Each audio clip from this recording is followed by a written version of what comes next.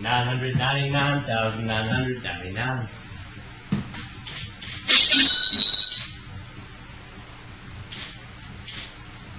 1,000,000. जी हाँ, अभी इस बंदे ने 1 मिलियन तक काउंट कर लिया है, लेकिन क्यों? उससे भी जरूरी कि ऐसा करते हुए उसने कितना वक्त लगाया। तो आपको इन सारे सवालों का जवाब पाने के लिए हमारे साथ जुड़े रहना होगा और साथ ही आपको और भी कई फैक्ट्स जानने को मिलेंगे। अरे इसके लिए मेरा शुक्रिया अदा बाद में कर लेना। सांप कभी कभी आग उगल सकते हैं। वैसे तो ज्यादातर लोगों को सांप से डर लगता है और अब मैं आपको कुछ ऐसा बताने जा रहा हूँ जिससे आपका डर बढ़ने वाला है। सांप आग उगल सकते हैं। तो अब मैं आपको इस प्रक्रिया के बारे में समझाता हूँ। मैं ये नहीं कह रहा हूँ कि सभी सांप फायर ब्रीदिंग ड्रैगन्स होते हैं, और ऐसा अक्सर होता है और हो भी सकता है कि आपको ये करतब कभी कभी एक्शन में देखने को ना मिले, लेकिन इसका मतलब ये नहीं है कि ऐसा हो ही नहीं सकता। आग क्रिएट करने के लिए 3 चीजें बहुत जरूरी हैं। एक ज्वलनशील पदार्थ, चिंगारी और ऑक्सीजन। जैसा कि आप जानते हैं कि हम सभी इंसान हाइड्रोजन प्रोड्यूस करते हैं, जिसके कारण हमारा पेट फूलता है। जब ज्यादातर मैमल्स की मौत होती है तब पेट में मौजूद गैस, जो कि अभी तक उनके पेट की सुरक्षा कर रही थी, वो गायब हो जाती है और पेट का एसिड दूसरे इंटरनल ऑर्गन्स में फैलने लगता है, जिसके कारण शरीर में हाइड्रोजन डेवलप होती है, जिसके कारण कभी कभी शरीर फट भी सकता है, बिल्कुल हेनरी 8 के स्टाइल में। तो कल्पना कीजिए कि एक पाइथन के अंदर डियर की बॉडी ब्लास्ट होती है। ऐसा होने से सांप के शरीर में एक साथ गैस रिलीज होगी जिससे हाइड्रोजन निकलेगा। अब बस आपको एक चिंगारी की जरूरत है। तो इसके लिए आप कल्पना कर सकते हैं कि आपके पास में एक कैंप फायर है जो कि सांप की डकार के बीच में आ जाती है और कॉन्ट्रुल्टियोन्स आपका अपना बिना पंखों वाला फायर ब्रीदिंग ड्रैगन तैयार है। बेली बटन में मौजूद कचरा क्या है? एक आम इंसान के शरीर के बेली बटन में कम से कम 1.8 mg कचरा कभी भी होता है, लेकिन ये वास्तव में होता क्या है और वहां तक पहुंचता कैसे है? डॉक्टर जॉर्ज स्टीनहाउसर ने अपने जीवन के 3 साल के इस अजीब घटना की जांच में बताया, ताकि आपको आपके सवाल के जवाब मिल सकें। स्टीनहाउसर ने पाया कि फ्लफ के इस निर्माण के लिए मुख्य अपराधी पहले से अज्ञात प्रकार के बाल हैं, जो कि असामान्य रूप से छोटे कांटेदार हुक के साथ होते हैं। ये बाब्स कपड़ों पर रगड़ते हैं, उनमें से लिंट निकलते हैं और बालों को एकत्रित करते हैं और धीरे धीरे ये हमारी नाभि की तरफ आते हैं और उसमें जमा हो जाते हैं।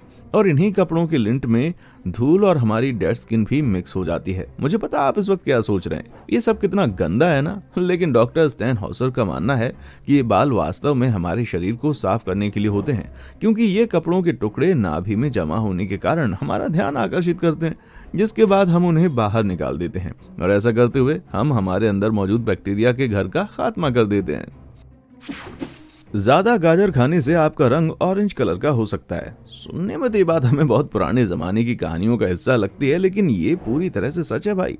अगर आप बहुत ज्यादा गाजर खाते हैं तो आपका रंग नारंगी में बदल सकता है। और हाँ, मैं ऐसा नहीं कह रहा ये सब रातों रात होगा, इसीलिए उठने के बाद खुद को आईने में देखकर घबराइएगा नहीं।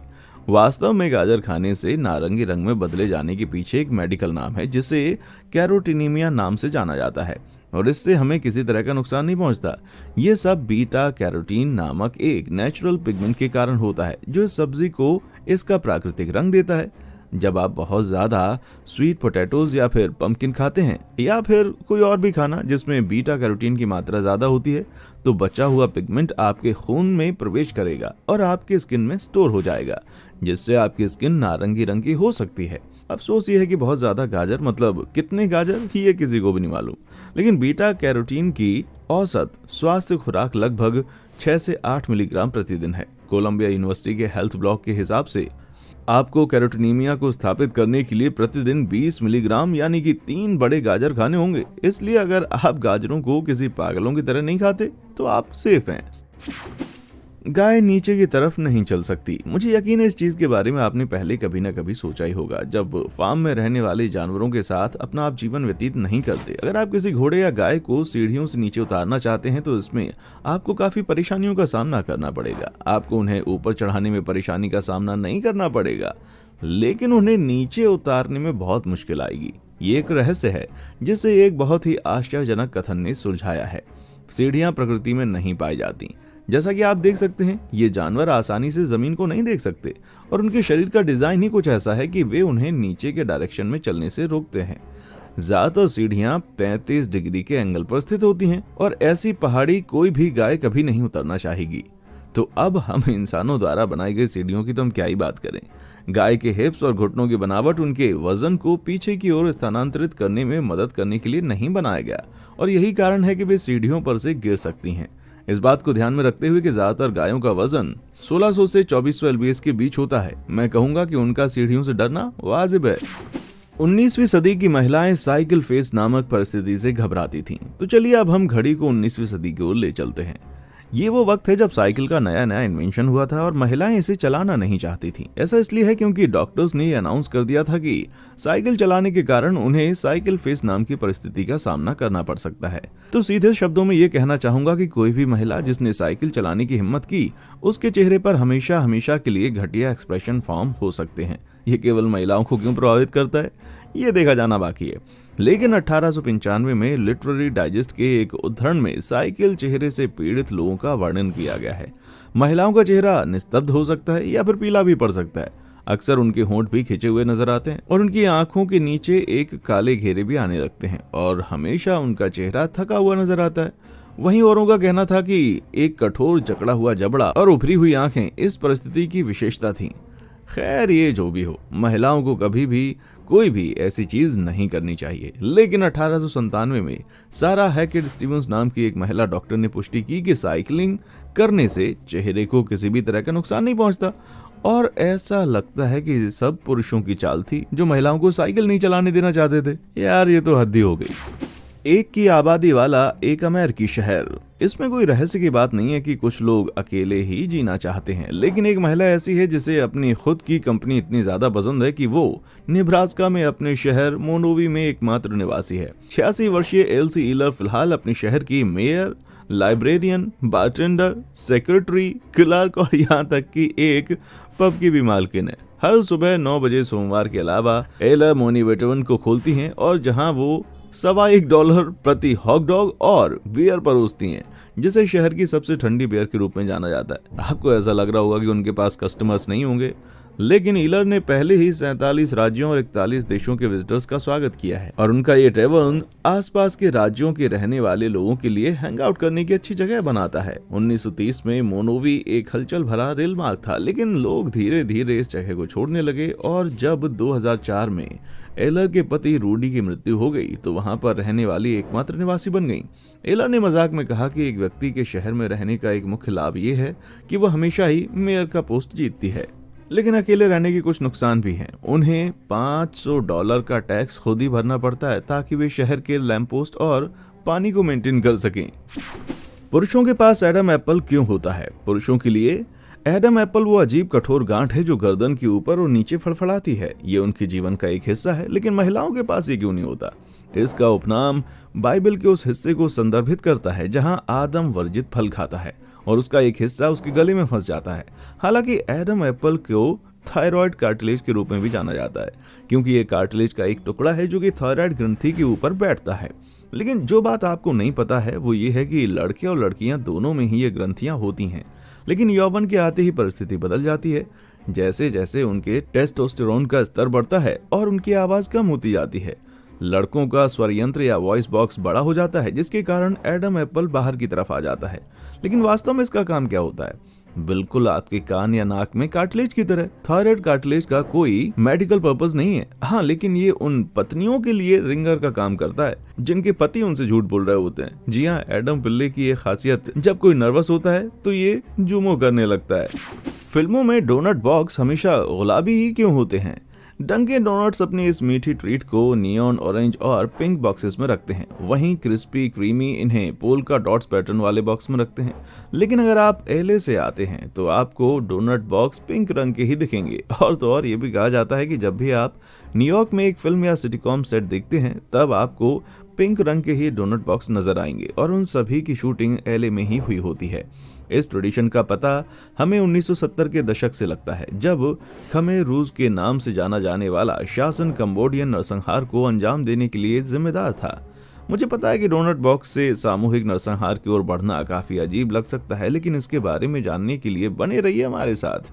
जैसे जैसे बहुत सारे कंबोडियन एलए भाग गए, उन्हें अपना जीवन गुजर बसर करने के लिए डोनट शॉप में काम करना उन्होंने शुरू किया। लेकिन इन बॉक्स के गुलाबी होने के पीछे टेड नोगोय नाम का एक आदमी जवाबदार था। नोगोय ने पूरे एलए में एक डोनट का एम्पायर स्थापित किया जहां हजारों लोग काम करते थे और जिनके विशाल स्पॉन्सर किए गए थे। अभी तक तो इन डोनट बॉक्सेस को साफ सुथरे सफेद बॉक्सेस में ही पैक किया जाता था, लेकिन नोगोय एक व्यवसाय प्रेमी व्यक्ति था। उसके नाते उन्होंने अपने सप्लायर से पूछा कि क्या उनके पास कोई चीपर अल्टरनेटिव उपलब्ध है, और लकीली वेस्टको के पास स्टॉक में बहुत सारे पिंक कार्डबोर्ड बॉक्स थे। और बाकी का इतिहास तो फिर आप लोग जानते ही हैं।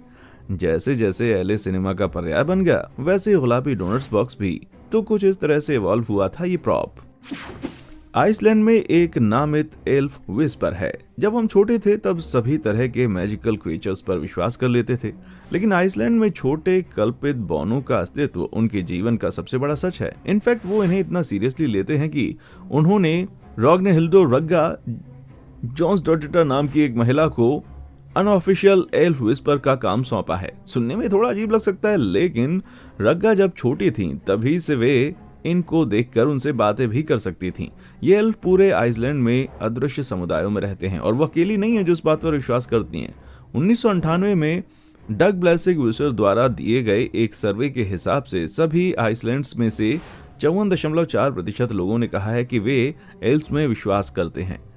इसलिए रग्गा को इन एल्फ कम्युनिटीज के बारे में पता लगाने का काम दिया गया ताकि निर्माण का काम करते वक्त लोग उनकी कम्युनिटीज को किसी तरह का नुकसान न पहुंचाएं। साल 2016 में एक सड़क के विकास के काम को रोक दिया गया क्योंकि रग्गा ने कहा कि यहाँ पर फिजरिस्का नामक एक एल्विन चर्च है जिसे इस काम का खतरा हो सकता है। और शायद आपको भी ये एक बड़ा सा पत्थर ही लग रहा होगा ना। शुक्र है कि गवर्नमेंट ने उनकी बात मानकर एक क्रेन मंगवाकर इस 70 टन के बड़े से पत्थर को यहाँ से हटवा दिया। किसने अभी तक सबसे ज्यादा काउंटिंग की है? मानिए या ना मानिए, लेकिन किसी ने एक बार में नंबर गिनकर एक रिकॉर्ड स्थापित किया है। 18 जून 2017 को बर्मिंघम अल्बामा के 31 वर्षीय जेरेमी हार्पर ने खुद को अपने घर में बंद किया और नंबर्स की गिनती शुरू कर दी।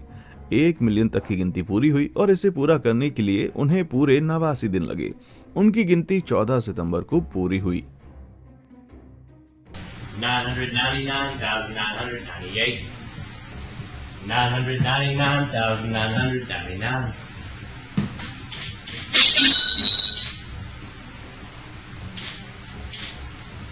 1 million.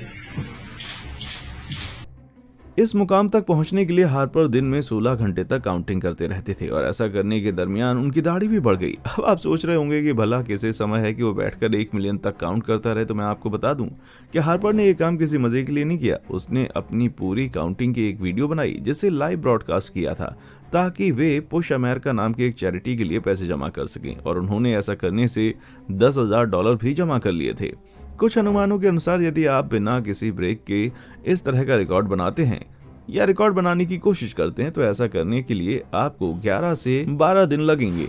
इस बात को ध्यान में रखते हुए कि आप हर एक नंबर को 1 सेकंड की स्पीड से बोलते हैं, और ये काम तब थोड़ा ट्रिकी हो जाएगा जब आप 5 आंकड़ों वाले नंबर्स की गिनती करना शुरू करेंगे। और अगर आप 1 बिलियन तक काउंट करना चाहते हैं तो हो सकता है इसके लिए आपको 31 साल का समय लग जाए।